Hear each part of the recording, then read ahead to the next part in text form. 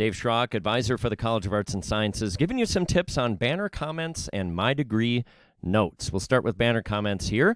As the advisor, you can see and enter these. So you go ahead and hit the Faculty and Advisors tab. You click the ID selection there, and you pick a semester, whatever semester we're in. That shows you what who your advisees are, rather, during that semester. So you can go ahead and hit submit.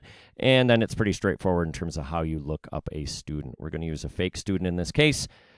FERPA says that's a good idea, so we'll go ahead and use Keith, and we go ahead and use submit. From this menu, those banner comments are going to be found here. Now, with banner comments, as you click there, you'll be invited right here if you want to go ahead and enter a comment. With that, the general rule is just, what do you think would help another faculty or staff person to know? Instead of emailing you, instead of calling, you can enter it here. So their math placement was this, or the student's WebCape score was this, language placement, or the student and I discussed doing career counseling, something like that. Really anything there. The one other thing to keep in mind when it comes to this, yes, usually faculty and staff are the ones who look at this 99% of the time, but a student technically could request to see their records, and this would be part of that. So again, bear that in mind when you enter comments about students here.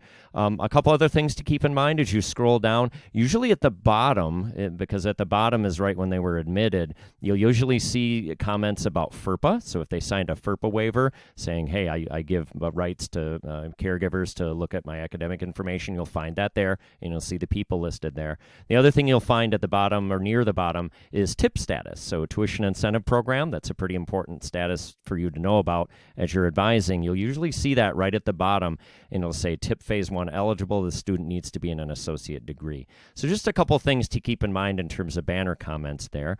And MyDegree has a notes function as well.